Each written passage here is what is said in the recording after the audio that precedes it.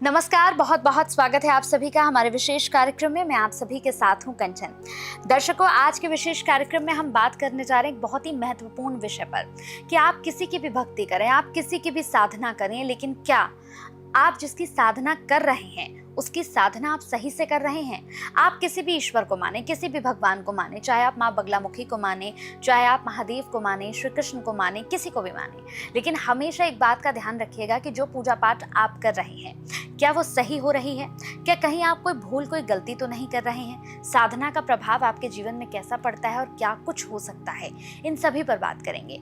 मेरे साथ मेरे खास कार्यक्रम में खास मेहमान जुड़े हुए हैं। मेरे साथ यहाँ पर माँ बगलामुखी के परम साधक महाराज भरत जी जुड़े हुए हैं। भरत जी, बहुत बहुत स्वागत है आपका। महाराज जी, आज मैं सबसे पहले आपसे एक सवाल पूछना चाहती हूँ। जैसे हमने बहुत सारे लोगों को देखा है कि उनके घर में मंदिर होता है और वो अपने मंदिर में सभी देवी देवताओं को बैठाते हैं, चाहे हम महादेव की बात करें, श्री कृष्ण की बात करें, माँ बगलामुखी की बात करें, तो वो पूरा मंदिर उनका भरा हुआ होता है और वो कंफ्यूज हो जाते हैं। जैसे उनको अब गुरुवार का भी व्रत करना है, उन्हें शुक्र का भी व्रत करना है, सोमवार का भी करना है, तो मतलब खुद ही कंफ्यूज रहते हैं कि हमें मानना किसे है। तो मेरे मन में ये सवाल आता है कि जब आपको कोई पीड़ा होगी, आपको दुख होगा, तो फिर आप किसे बुलाओगे? क्योंकि आप तो सभी को मान रहे हो।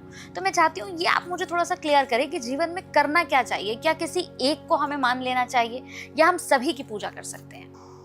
क्या होता है कि जो दो नाव में पैर रखता है डूबता है।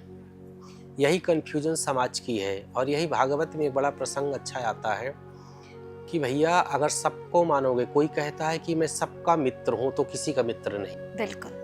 इष्ट एक होना चाहिए।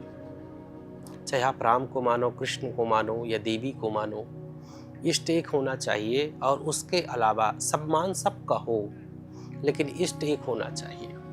राम को मानते हो तो जाकर के अगर वहाँ जाना पड़े, देवी के मंदिर में कभी जाना पड़े, तो उनको प्रणाम करिए कि मेरी राम के चरणों में मेरी प्रीति और बढ़े। इष्ट एक होना चाहिए और उसी इष्ट से हमें सब कुछ कहना चाहिए।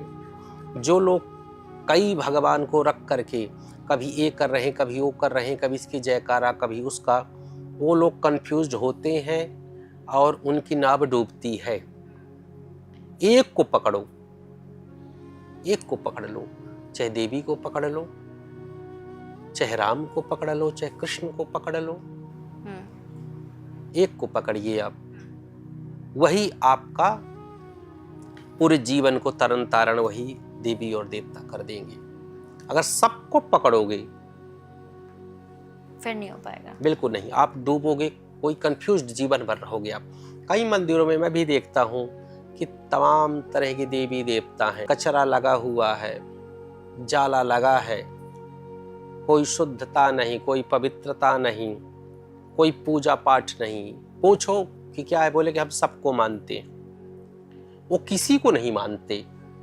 इष्ट एक हो, उसी से कहिए, उसी से हंसिए, उसी से रोइए। वही आपका कल्याण करेगा, वही भुक्ति और मुक्ति को प्रदान करेगा।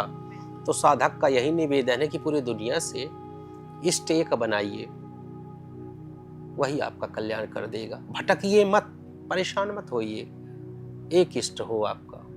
महाराज, मंत्र, तंत्र, उपाय, इन सभी में सबसे जल्दी किसका प्रभाव देखने को मिलता है? सबसे ज्यादा बीज मंत्रों का। अच्छा। क्या होता है कि हमारे गुरुदेव कहा करते हैं कि उपाय क्या है। जैसे कई लोग की थोड़ा सा उपाय कर लिए, जैसे आपको माइग्रेन है, सर दर्द जो बना रहता है आजकल जो चल रहा है, आपने टैबलेट ली, 2 घंटे के लिए वो ठीक हो गया, परमानेंट तो नहीं हुआ। जैसे पेट दर्द है, डॉक्टर ने अंदर कुछ डायग्नोसिस किया, चेकअप किया और अंदर कुछ निकला, डॉक्टर ने कहा 2 दिन के बाद ऑपरेशन है इसका, फिलहाल एक टैबलेट ले लो। आप 2-2 घंटे में, एक दिन में लेते रहना। जो वो उपाय था वो परमानेंट उपाय नहीं है। जो हल्के हल्के टोटके हो गए जो उपाय है, उस टैबलेट की तरह है कि 6 घंटे या 1 दिन काम चल सकता है। परमानेंट किसी का उपाय है ऑपरेशन पेट का। ठीक उसी तरह से अगर आपको बड़ी समस्या है तो परमानेंट बीज मंत्रों का जप ही सबसे प्रभावशाली होता है। मैं कुंडली भी देखता हूं तो यही बताता हूं कि बीज मंत्रों का जप करवाइए। ये रत्न जो पहनते हो 1500 2000 के, सब नकली है, कोई मतलब नहीं है। बीज मंत्रों का जप, और यहाँ भी अगर भगवती से जुड़े हो तो उसका अगर मूल मंत्रों का जप अगर हो गया अनुष्ठान, तो रंक से राजा बना देती है भगवती। तो मंत्र में वो शक्ति है, बीज मंत्रों में कुछ भी संभव हो सकता है। महाराज जी, मैंने शमशान साधना के बारे में बहुत सुना है। ये शमशान साधना क्या होता है और कौन करता है ये सब? अघोरी करते हैं। अच्छा। अघोरी करते हैं और बगलामुखी साधक भी करते हैं। 2 मार्ग हैं, जैसे मेरा मार्ग दक्षिण मार्ग है। अच्छा। और जो वाम मार्गी होते हैं, तामसिक मार्ग जिसे बोलते हैं, सात्विक मेरा है। मैं ब्राह्मण कुल से हूँ, तो मैं मांस मदिरा तो अंडे तक हम कभी नहीं छुए हैं आज तक, ना हमारे खानदान में कोई छुआ है। हम तो छूना भी उसको पाप मानते हैं। अंडा भी, अगर वहाँ स्कैनर भी है तो हम उन्हें टच नहीं करेंगे। वहाँ ब्रेड रखी है तो उस दुकान से हम चले जाएंगे। अच्छा। हाँ। तो दो मार्ग हैं, एक दक्षिण मार्ग, वाम मार्ग। दक्षिण मार्ग का भगवती के पूजन दक्षिण मार्ग से भी हो सकता है, वाम मार्ग से भी हो सकता है। तो कामाख्या में वाम मार्गी पूजन होता है। और जहाँ जो पीठ से मैं दीक्षित हूँ, दतिया है, वहाँ दक्षिण मार्गी पद्धति है। शमशान घाट में भगवती का पूजन होता है और हवन भी होता है जलती हुई चिता से। मेरे कई मित्र हैं जो कामाख्या में हैं। जलती हुई चिता और जो ये होता है ना, बकरी और भैंसे का खून, उसको एकत्रित करके 10-25 लीटर उसे से हवन करते हैं, अभिषेक चिता का।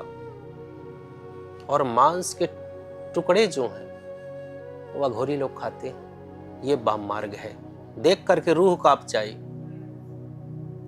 और मांस के टुकड़ों से हवन होता है इसका, अनेक कामना से, कभी शराब से, कभी मांस से, कभी खून से, कभी पत्तियों से, कभी मिर्च से, कभी कभी विषों से, अलग अलग। ये मार्ग बता दिया ना कि बगलामुखी साक्षात उसके साधक भैरव होते हैं। और ये दुनिया भी, और लेकिन मार्ग आप डरिए मत, मार्ग दक्षिण पकड़ लीजिए अगर हृदय वो है। और वैसे भी कोई भी मार्ग हो, आभास और प्रभाव दिखेगा आपको दोनों मार्गों में। जो शमशान में साधना करते हैं उनको भी, और दक्षिण मार्गी भी जाते हैं, लेकिन वो इन क्रियाकलापों को नहीं करते, वो बैठते हैं, जप करते हैं। महाराज जी, एक छोटा सा प्रश्न और है मेरा, क्या माँ बगलामुखी की जो साधना होती है वो हम रुद्राक्ष की माला से भी कर सकते हैं? जी जी जी। क्या होता है कि रुद्र यामल तंत्र इत्यादि तंत्रों में, जो तंत्र शास्त्र है ना, हमारी पुस्तकें हैं, जिसको आज की भाषा में क्या बोला गया है कि वैसे भगवती का जो, जैसे दीक्षा जब आपकी हो जाती है, तो दीक्षा जब हो जाए तो भगवती का जो मूल मंत्र है, बीज मंत्र है, जिसे 36 अक्षरी जो मंत्र है, 36 अक्षरों का मंत्र है, वो हल्दी की माला से जपा जाता है। लेकिन अगर हल्दी की माला नहीं प्राप्त हो रही तो आप क्या करें फिर? तो उसके लिए आप रुद्राक्ष की माला से कोई भी मंत्र जपा जा सकता है। अच्छा, मतलब आप रुद्राक्ष से भी कर सकते हैं? हाँ बिल्कुल बिल्कुल, माई का मंत्र जपा जा सकता है। बिल्कुल। तो जितने भी दर्शक इस कार्यक्रम को देख रहे हैं, उम्मीद करूंगी कि आपको इस कार्यक्रम से बहुत कुछ सीखने और समझने को मिला होगा। साधना कैसे करनी है, कैसे करके आप अपनी साधना का प्रभाव अपने जीवन में ला सकते हैं, वो सब कुछ इस कार्यक्रम में हमने बताया है आपको। बाकी महाराज श्री से मिलकर अपने जीवन की समस्याओं का समाधान पाना चाहते हैं तो बिल्कुल पा सकते हैं। महाराज श्री से मिलना कैसे होगा, हम नंबर्स भी लगातार यहाँ पर फ्लैश करते हैं, नंबर्स पर आप कॉल भी कर सकते हैं, महाराज श्री से जुड़ भी सकते हैं। डिस्क्रिप्शन में सारे हमने यहाँ पर जानकारियाँ भी दी हैं। अगर महाराज श्री से मिलकर अपने जीवन की समस्याओं का समाधान पाना चाहते हैं तो इस कार्यक्रम से जुड़कर आप अपने जीवन को बदल सकते हैं। बहुत बहुत धन्यवाद महाराज श्री आपका। जय माई की।